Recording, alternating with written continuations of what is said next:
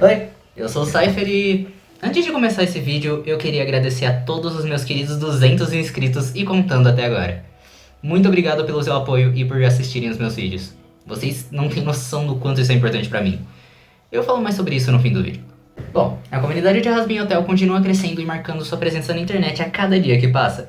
Com teorias, curiosidades, análises de personagens e como seus poderes e problemas são mais reais do que eles aparentam ser.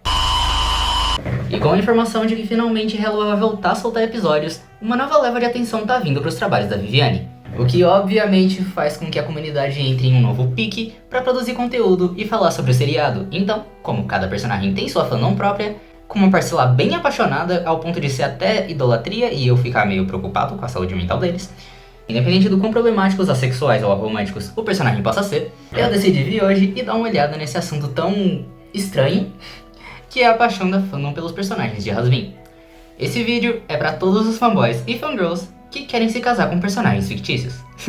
Eu acho que já deu pra perceber que, apesar de ser na mesma veia que os meus outros vídeos, esse daqui vai ser um pouquinho diferente. Ele não vai ter tanta revelação histórica e nenhuma análise de trauma de personagem, pelo menos eu não pretendo. Então pode relaxar e assistir com calma e pegar um lanchinho, que dessa vez a gente não tem nenhum tipo de spoiler ou uma análise psicológica que você vai levar pra sua vida. Então vamos logo pro que interessa, sexo! Recentemente, na rede social mais estranha do mundo, o Twitter, foi criada uma votação por uma fã da série que ficou muito falada pela internet. Essa votação foi criada com o intuito de descobrir qual era o personagem que os fãs consideravam como gostoso supremo, ou seja, o personagem mais atraente e carismático dentre todos os principais e alguns secundários da série. A votação aconteceu durante mais ou menos o começo até a metade do mês passado, maio de 2024. Essa votação ganhou grande parte da sua popularidade mais próximo das finais, muito por causa de quem estava disputando elas. No começo, a votação seguiu aparentemente normal, como qualquer um poderia esperar. Alguns personagens favoritos do seriado, como Angel Dust, Husky, Lucifer e até mesmo a Rosie, obviamente conseguiram lugares bem próximos da final e foram muito longe, tendo uma ótima chance de conseguir o prêmio de maior pegador da série. Enquanto isso, alguns outros personagens menos famosos ou que tinham mais implicações quanto aos seus personagens, acabaram ficando de fora e nem chegaram perto de entrar no pódio, como Katie Killjoy, Sarah, Nifty e o Zestial. Mas conforme as finais foram se aproximando, um personagem com um nível razoável de gostosura foi subindo no pódio e surpreendendo cada vez mais pessoas que nem imaginavam que ele passaria da segunda fase, até finalmente ser oficial que ele se qualificaria pro dia da final. E por conta disso, a dupla final da disputa foi bem diferente do que a maioria da fanbase, eu incluso, pudesse imaginar. Esse confronto final sendo entre os gigantes da série, Lucifer e Vox, o cabeça de TV, dono da maior empresa de entretenimento e tecnologia de todo o inferno. Interesse romântico do seu parceiro de negócios Valentino, chefe do Angel, e arqui-inimigo do nosso querido demônio do rádio, Alastor. Essa disputa de personagens foi no mínimo bem chocante, e para muitos, ela já até tinha mesmo um vencedor inquestionável. Isso é, até os resultados serem liberados para o público, com a postagem do dia 17 de março dizendo finalmente, e o título de personagem mais gostoso de Rasbin Hotel vai para Vox.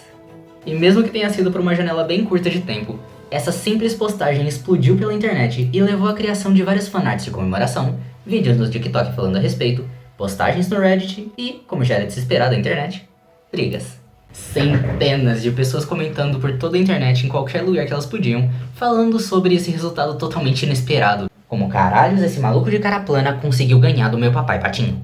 O Twitter não tem mais jeito, uma literal TV ganhando de um literal anjo. E basicamente uma parte muito sonora da fandom de Rasbin deixou bem claro a sua indignação com esse resultado. E deixaram ainda mais claro a sua descrença quanto à verdadeira gostosice do cabeça de Samsung Smart TV 52 polegadas apenas por R$ 59,99 por 36 meses, sem juros. E pensando nisso, como esse canal serve justamente para responder até as perguntas mais bestas, eu decidi descobrir o porquê que o Vox é tão atraente pra fandom, mesmo sem ser o mais carismático, o mais gostável, o mais estiloso, o mais desenvolvido, ou literalmente qualquer outra coisa que faça ele ser memorável ou desejável naturalmente ou não. Ou então, responder se realmente tem caroço nesse angu. Então, bora pra teoria. Antes da gente poder definir exatamente o que faz desse monitor com pernas e chapéu um personagem considerado atraente, a gente precisa primeiro entender o que significa a palavra atraente. E se isso tem algum tipo de modificação pelo mundo que possa favorecer ele com um público específico que aumente a sua quantidade de votos na competição. E especificar quais são as maiores diferenças dele pros outros, para entender se isso não foi só um golpe de azar e algum outro personagem poderia ter ganhado essa votação se tivesse participado, ou ido contra um personagem diferente que talvez tivesse menos sorte. Mas, vamos por partes. Quando se fala sobre o conceito de atração, a gente pode olhar isso por dois lados. O lado mais selvagem e instintivo e o lado social e urbano. O lado instintivo, obviamente, é bem mais simples e fácil de ser analisado que o outro. uma vez que ele não passa de um truque da natureza para fazer com que não só a nossa espécie, mas também todas as espécies de animais do mundo se espalhem e garantem que o seu legado genético seja passado para frente e aprimorado. Ele se baseia principalmente nesse instinto de ver um indivíduo que chame a sua atenção e que pareça altamente capaz de se proteger, conseguir alimento, livre de doenças e dificuldades para viver. E claro, mais importante, seja capaz de produzir e cuidar de um filhote saudável e forte. Ou seja, independente de homem ou mulher, o seu cérebro por natureza procura uma pessoa saudável que você julgue ser capaz de cuidar tanto de si mesmo quanto de você e dos seus filhos. Ou pelo menos, seja saudável o bastante para que, seja lá o que ele produza com você, esses filhos também possam ser fortes e saudáveis o bastante para procriar e sobreviver. Com os, entre aspas, indivíduos ideais daquela época da nossa espécie, sendo homens ou mulheres fortes com a postura ereta e capazes de carregar grandes pesos e produzir armas eficazes, com bastante destreza e força. Uma coisa que foi descoberta bem recentemente graças aos fósseis Lucy e Luzia, que apresentaram indícios de que mulheres eram sim muito importantes para caça, transporte e corte de carnes, e mais tarde passaram a trabalhar também na produção de armas e trabalho de agricultura, não se limitando única e exclusivamente a cuidar da casa e dos filhos. Mas, enfim, descobertas feministas à parte, com a evolução da sociedade, os nossos instintos foram sendo cada vez mais domesticados e, eventualmente, o lado selvagem passou a ter muito menos influência com quem era considerado atraente ou não. E grande parte disso veio com a criação de normas sociais e roupas, junto com o conceito de comunidade civilizada e regrada. Essa que deu muito espaço para a atração social urbana começar. Esse lado mais social da atração já passa a tratar com uma maior diversidade e tem várias nuances e variáveis que mudam de pessoa para pessoa. A gente pode considerar isso de muitos jeitos diferentes, existindo desde a mais famosa, a atração sexual, definida por um desejo sexual por um indivíduo ou um grupo de indivíduos, e indo até as menos reconhecidas, mas que pesam tanto quanto a sexual na definição do quanto uma pessoa ou personagem possa ser atraente. Como por exemplo, a atração romântica, a atração estética, a atração sensorial e por aí vai, tantas que eu nem consigo falar aqui. E só um parênteses aqui de reafirmação, não sentir alguma dessas atrações, ou eventualmente mudar de opinião quanto ao que te atrai, tipo, deixar de ser hétero pra ser bi e depois se descobrir como pan ou gay, ou continuar sendo bi pra sempre. Ou então você descobrir que você realmente é hétero e só precisava de algumas experiências pra ter certeza. São coisas completamente normais e válidas, e não tem nada de errado. Você pode ser qualquer sexualidade ou gênero que você quiser, desde que você se sinta confortável e não machuque ninguém. Até porque essas são experiências que você vive e mudam com o tempo, e a falta delas também não tem nenhum problema. Fim do parênteses. Essas atrações todas não fazem o trabalho sozinhas, já que elas passaram a olhar não só a aparência dos indivíduos e as suas capacidades físicas, mas também nos seus gostos, cuidados pessoais, até mesmo gênero e principalmente no que a maioria da comunidade considera como bonito ou interessante, ou, melhor dizendo, atraente. Essa definição de o que é ou não é atraente de acordo com a maioria se dá muito por conta do nosso efeito de manada, que foi o que nos manteve vivos por tanto tempo durante a época das cavernas. E que é basicamente uma memória genética que vai nos acompanhar por muitos e muitos anos, se em algum momento ela nos deixar, se diferenciando mais muito pela cultura de cada lugar, junto com o clima onde cada cultura nasceu e a sua relação com outras culturas próximas. Exemplos desse tipo de coisa são bem fáceis de achar hoje em dia graças à nossa querida internet, que nos permite uma visão bem ampla de todas as culturas do mundo. Como por exemplo, no Brasil o padrão de beleza é bem virado pro lado mais sensual, homens fortes e sadios e mulheres com quadris largos e mais avantajadas. Apesar de aqui no Brasil isso ser uma coisa muito difícil de categorizar com exatidão, já que a nossa cultura é tão imensa e tão misturada que basicamente qualquer pessoa no mundo pode ser um brasileiro. Agora, em países que são menos diversos do que o Brasil, a gente já consegue achar um padrão bem mais fácil de se reconhecer. Por exemplo, a Inglaterra, onde são preferidos homens metrosexuais que se cuidam bem e tatuados, e mulheres altas e esbeltas. No Japão, pessoas com a pele bem mais clara e cabelos escuros e lisos. E por aí vai. E é exatamente aqui onde mora o principal ponto que a gente vai ter que trabalhar hoje, já que é com esses padrões, junto com a bússola moral da internet, que a gente consegue entender exatamente como o Vox é considerado um personagem gostoso. A começar principalmente pela sua aparência e seu jeito de vestir, que são as partes principais da primeira atração, a atração visual. Sobre sua aparência geral, sem considerar as roupas, a coisa que mais chama atenção nele com certeza é a cabeça, que é literalmente uma televisão de tela plana. E eu não tô nem zoando, já que a gente já viu mais de uma vez que ela pode sim quebrar e falhar. Por causa disso, ele não tem nenhum tipo de cabelo e nenhum rosto que a gente possa analisar. Tudo que a gente consegue analisar são as imagens que ele passa na tela. Além da sua pele azul, estatura alta, provavelmente coisa de uns 2 metros, e o seu corpo mais magro e esguio, mas com peitoral um pouco mais avantajado, que é considerado por algumas pessoas como uma coisa bem atraente. Para as roupas. Apesar de ter morrido durante a década de 50, ele parece ter atualizado bem a sua aparência, mas sem nunca perder muito do seu estilo original. Se vestindo de forma bem formal o tempo todo com um terno azul naval e uma paleta de cores bem fria e amena por conta da sua temática de tecnologia, mas que bate muito bem, já que todas as suas roupas combinam muito bem e usam cores que não machucam tanto assim a nossa vista e contrastam bem com toda a arquitetura e paisagem vermelha que o Anel do Orgulho tem para apresentar. Apesar de também apresentar preto e alguns vermelhos mais vivos para poder contrastar detalhes na sua roupa, o que faz com que ele se destaque bastante até entre os Vs, já que os outros dois, Valentino e Velvet, se vestem majoritariamente com pretos e vermelhos, e usam roupas muito mais extravagantes e chamativas, tanto que a própria Velvet, cada vez que a gente vê ela, tá com uma aparência diferente. Esse estilo mais arrumado e de roupas formais com uma paleta de cores mais contrastante, apesar de muito confortável se comparada com todo o resto do ambiente e pessoas com quem ele compartilha a tela, não só faz com que ele chame bem mais a atenção, mas agrade muito mais a vista das pessoas que estão assistindo do que os outros personagens. Principalmente até por ter um design bem mais simplista se comparado com eles, tendo bem menos detalhes complexos pra gente raciocinar, e uma silhueta bem reconhecível e fácil de se lembrar. E por fim, a coisa que provavelmente vai definir se um personagem vai ou não ser considerado realmente atraente pela maioria da fandom: a personalidade. E olha, a personalidade dele é bem interessante, muito porque ela é muito parecida e em partes até idêntica à personalidade do Alastor, que, como a gente já estabeleceu em outros vídeos, é um favorito da fandom. Bem como o Alastor, ele é um arrombado assumido, muito inteligente e egocêntrico, além de ser um manipulador de primeira e muito centrado.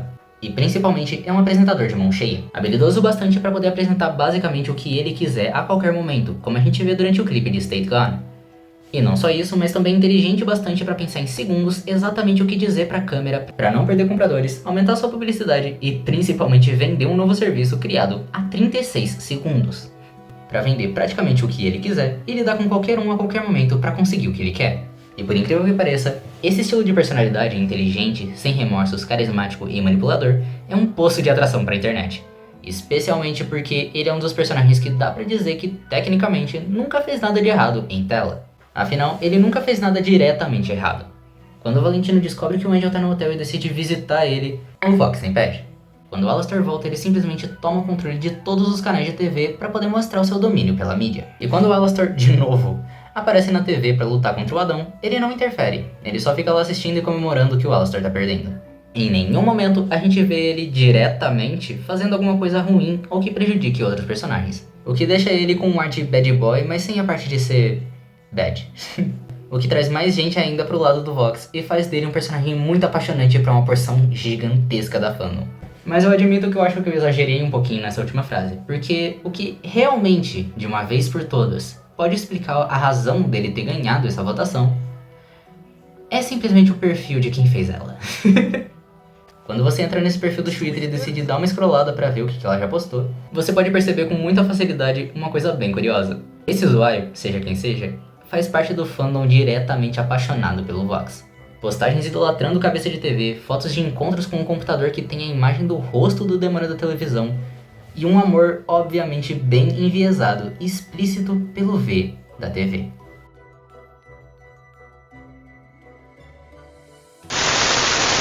Normalmente eu colocaria aqui um vídeo de uma arte em produção, com uma legenda divulgando meu Instagram, enquanto eu falo um pouco sobre o vídeo aqui. Mas hoje eu achei que seria melhor falar cara a cara com vocês. Isso porque esse vídeo, por mais zoeiro, animado e sem propósito que ele tenha sido, ele ainda é muito importante pra mim e pra esse canal como um todo. Por ser uma pequena comemoração aos atualmente 219 inscritos no momento que eu tô escrevendo esse vídeo. Então, muito obrigado a todos vocês, de verdade. Quando eu comecei esse canal, eu nunca imaginei que chegaria nem a 50 inscritos em um ano. Mas 200 em menos de 6 meses é mais inacreditável do que nunca.